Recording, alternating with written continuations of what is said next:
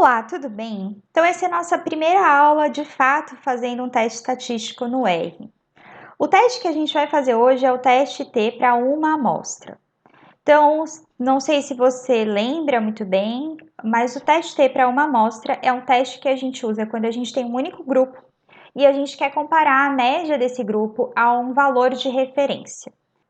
Então, nessa aula, o que a gente vai aprender é a fazer o teste de Shapiro-Wilk para uma amostra, então testar a normalidade dos dados, fazer o teste T para uma amostra, tanto unicaudal quanto bicaudal, eu vou explicar para você melhor as diferenças, e no final fazer um box plot para esses dados. Vamos lá?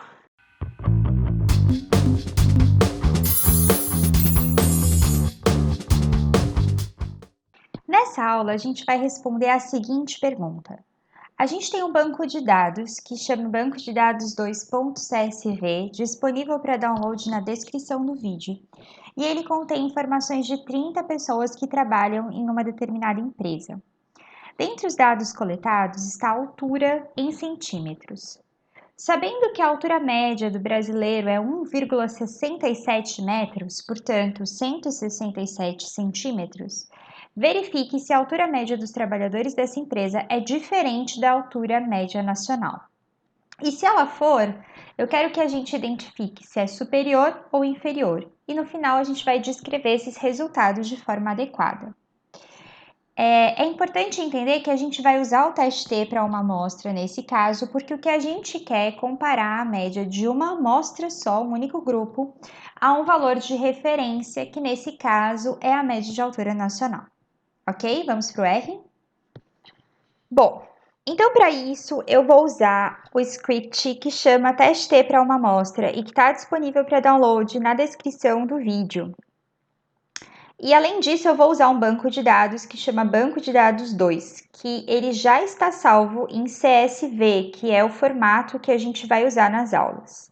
Ele também está disponível para download na descrição do vídeo. E se você quer saber como transformar, como salvar um banco de dados em formato Excel num banco de dados em formato CSV, isso é explicado no primeiro vídeo que eu vou colocar aqui no card.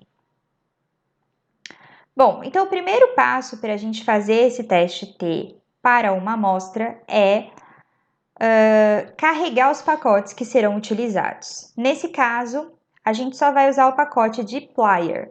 Então, eu vou rodar esses dois códigos que um deles está dizendo para instalar o pacote, caso ele ainda não esteja instalado, e o segundo código está dizendo para carregar o pacote.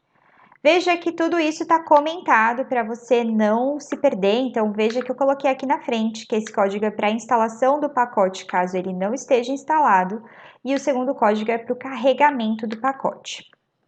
Tudo que está em verde aqui no RStudio não é um código que vai ser rodado, é simplesmente um comentário. Esse comentário eu estabeleço que é um comentário colocando um sustenido, um hashtag na frente. Então, o código está todo comentado exatamente para você não se perder quando você for tentar fazer aí na sua casa. Então, o primeiro passo, vou rodar essas duas primeiras linhas para que o pacote seja instalado, caso ele não esteja, no meu caso ele está, e para que ele seja carregado. A gente roda o código apertando Ctrl Enter, mas você poderia também clicar aqui no Run, tá? É que eu prefiro ir linha por linha com Ctrl Enter. Então, pronto, o pacote foi carregado. O segundo passo é estabelecer qual é o diretório de trabalho. Eu já expliquei isso em vídeos anteriores também, mas eu gosto de fazer isso desse jeito mais manual, que é indo aqui em Session, Set Working Directory e Choose Directory. O que a gente está fazendo aqui é procurar a pasta na qual o banco de dados vai estar, a pasta na qual eu estou trabalhando. No meu caso, vai ser essa aqui mesmo, a área de trabalho. Vou clicar aqui em Open e ele vai rodar esse código aqui dizendo que a área de trabalho é agora meu diretório de trabalho. Eu ainda poderia fazer isso simplesmente usando esse código aqui, rodando esse código, mas como eu já fiz manualmente, vou deixar manualmente. Mas se você preferir, tem como fazer isso por código.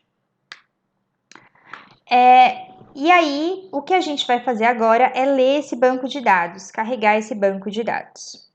Eu tô indo nesse pedaço um pouquinho mais rápido porque tudo isso foi explicado com mais calma e mais detalhes nas aulas anteriores. Então, se você ficou meio perdido, achou que tá indo rápido demais, vou pedir para você assistir as aulas anteriores da playlist, ok?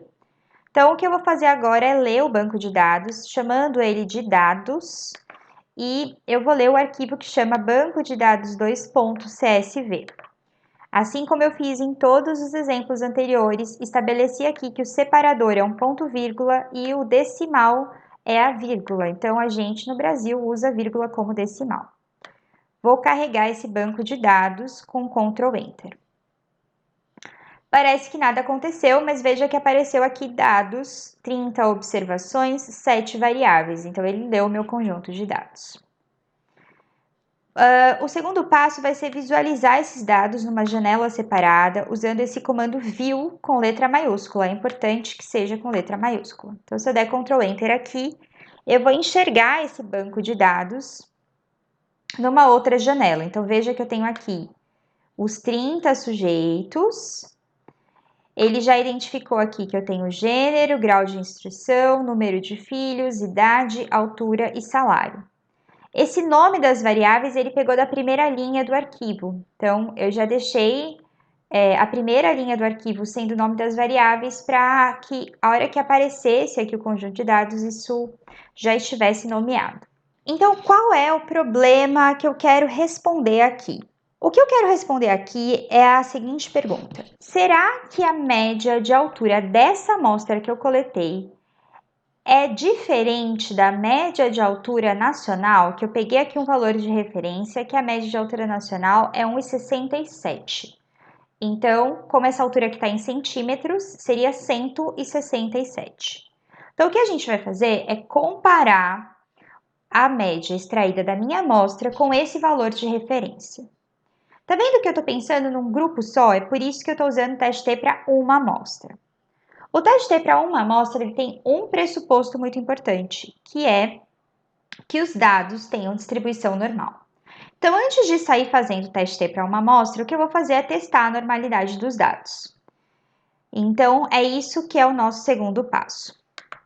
Antes de ir para a parte de testar a normalidade dos dados, eu vou rodar também esse comando aqui, que é o glimpse dados, que eu também expliquei nas aulas anteriores, que o que ele faz é me mostrar a quantidade de observações de variáveis e quais os nomes das variáveis que estão no banco de dados e qual é o tipo da variável. Então, isso aí está explicado com mais detalhes nas aulas anteriores, mas dá para ver aqui que ele identificou corretamente que a altura, que é a variável que eu vou utilizar, é um valor inteiro. Lembrando que aqui a altura está como valor inteiro, porque ela está em centímetros, ok? Então, vamos para o próximo passo, que é verificar se os dados são ou não são normais. Então, eu vou digitar aqui com vocês, mas vocês vão entender que eu só vou digitar a mesma coisa que já está digitado, mas só para você ir digitando comigo. Para fazer a verificação da normalidade dos dados, eu vou fazer o teste de Shapiro-Wilk. Para fazer esse teste, o que a gente faz é digitar o comando shapiro.teste e dizer aqui qual é a variável que eu quero que a normalidade seja testada. Nesse caso, eu quero testar a normalidade da variável altura que está dentro do banco de dados que eu chamei de dados. Então, eu vou dizer dados, e eu vou colocar aqui, escrevi errado, dados. Eu vou colocar um cifrão para dizer que eu quero pegar uma variável que está dentro desse banco. E ele até já me dá as opções, isso porque a gente está usando o RStudio. E aí, eu vou selecionar aqui que eu quero da altura. Ok? E aí, o que eu vou fazer é rodar esse código. Então, se eu rodar aqui o shapiro.teste dados altura, se eu der aqui um Ctrl Enter, ele vai rodar o teste. O que eu tô vendo aqui nada mais é do que a saída que a gente costuma ver no SPSS. A diferença é que é menos bonitinho, não tá tudo em tabelas, tá tudo numa linha, então fica um pouco mais difícil de olhar e enxergar, mas é tudo a mesma coisa. Então, ele me disse aqui que o que ele rodou foi um Shapiro-Wilk Normality Test, esse mesmo que eu queria, usando qual dado? O dados cifrão altura, ou seja, a variável altura que está dentro do banco de dados dados. E aqui ele fornece os dois valores que eu preciso. O valor de W, que é o valor do teste, que nesse caso deu 0,95384. E o valor de P, que é o mais importante. Então, nesse caso, eu tenho o valor de P, que deu 0,214. Lembrando aqui uma coisa muito importante. Como que a gente interpreta esse valor de P? Ele vai ser interpretado pensando nas hipóteses nula e alternativa. O teste de normalidade tem como hipótese nula que os dados seguem a distribuição normal. E hipótese alternativa que os dados não seguem a distribuição normal. Se a gente considerar o 0,05 como o nível de significância, então esse P, como é maior que 0,05, vai me levar a escolher a hipótese nula. Ou, dizendo na forma mais correta, a não rejeitar a hipótese nula.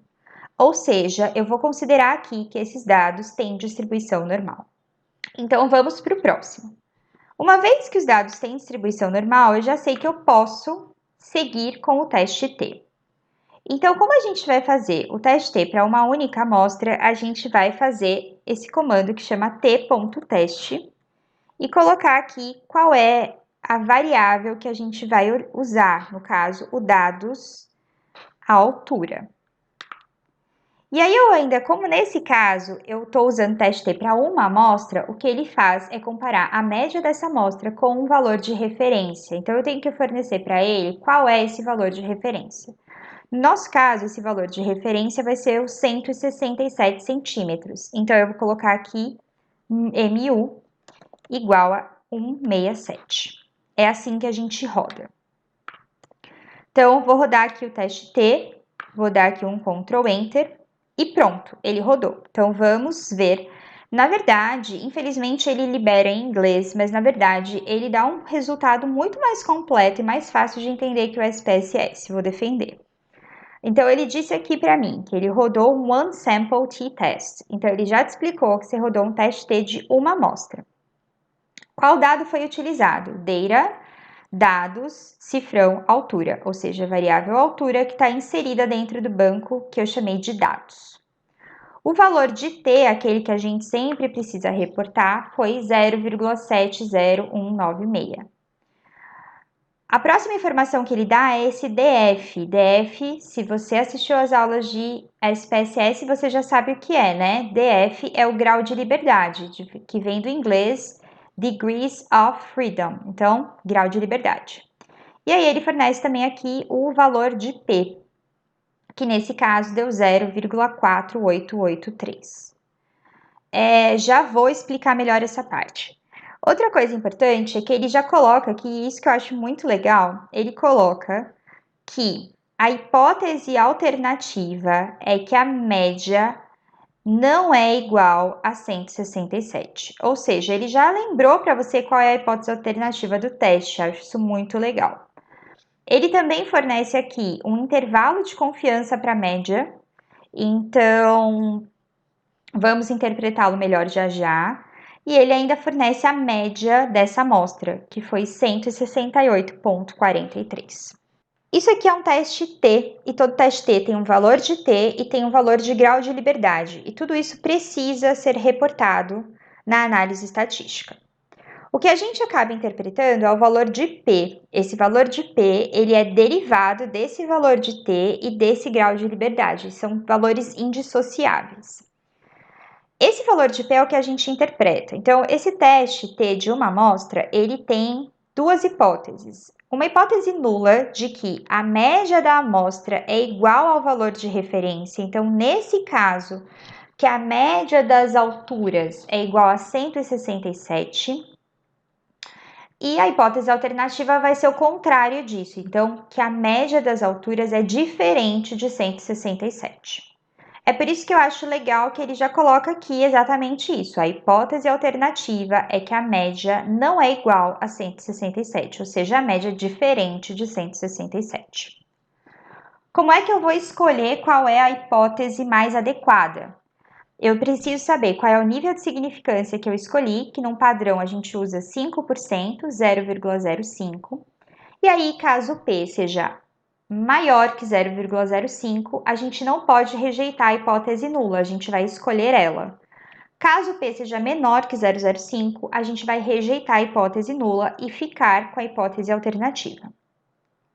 Nesse caso, o P foi bem maior que 0,05, portanto, eu vou ficar com a hipótese nula. Eu vou considerar que essa minha amostra não tem uma média de altura diferente da média de altura nacional, que é o 167. Outras duas informações legais. A média de altura da minha amostra é 168,43, então mais ou menos 168,5. Faz muito sentido que ela não seja estatisticamente diferente de 167. E uma outra coisa legal é que ele fornece um intervalo de confiança, e ele está me dizendo aqui que um intervalo de confiança 95% para a média vai de 164,25 até 172,6.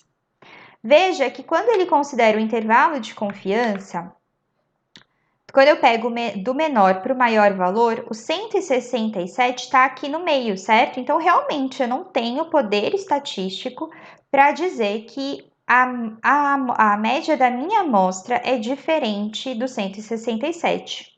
Então, nesse caso, como que a gente montaria a resposta final? Dizendo algo do tipo: o teste T para uma amostra mostrou que a média de altura da amostra não é diferente da média de altura nacional. E aí é importante, sempre bato nessa tecla, porque as pessoas sempre querem fugir disso. É importante a gente escrever qual é o valor de T, qual é o grau de liberdade e qual é o valor de P. Inclusive, é legal a gente não colocar só que o P é maior que 0,05, é legal colocar o valor absoluto do P.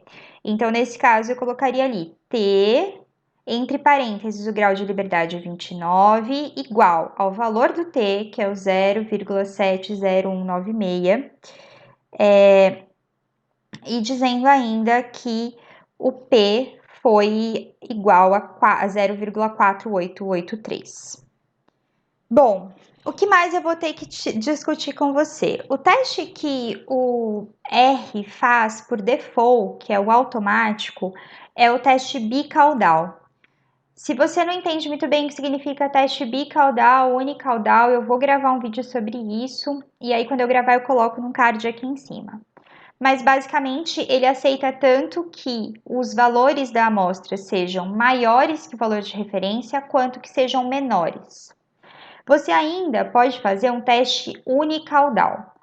E aí você vai ter que colocar uma outra informação dentro da função, que é essa informação alternative. E aí você tem duas opções. Ou você coloca esse alternative igual a greater ou igual a less. Então, se você colocar igual a greater, ele vai considerar como hipótese alternativa que a média da sua amostra é maior que o valor de referência, ou seja, maior que o 167. Se você colocar que é igual a less, então ele vai considerar que a média da sua amostra é menor que a média de referência, que o valor de referência, o 167. Coloquei até aqui um exemplo do código, caso você queira usar. Como tá com hashtag na frente, não vai rodar, mas se você quiser usar, seria só copiar isso e colar. Então, nesse caso, como eu escolhi aqui o greater, ele está verificando se a média amostral é maior que a média testada. E por fim, para encerrar isso de um jeito bem bonito, eu achei legal a gente colocar aqui um código também para você visualizar esses dados. Então, coloquei aqui o código para fazer um box plot. Box plot é um gráfico que ele é muito útil quando a gente tem dados não paramétricos. Ele é basicamente o gráfico para dados não paramétricos, mas dá para a gente usar para dados paramétricos também. Então, nesse caso, eu vou fazer um box plot desses dados de altura. E como que a gente faz, né? Então, é simples porque é usando o comando que é boxplot, né? Meio autoexplicativo. Vou fazer boxplot de quem? Da altura. Então, da variável altura que está dentro do banco de dados dados. E a única coisa que eu mudei aqui foi que eu coloquei um rótulo no eixo Y para explicar o que está sendo medido.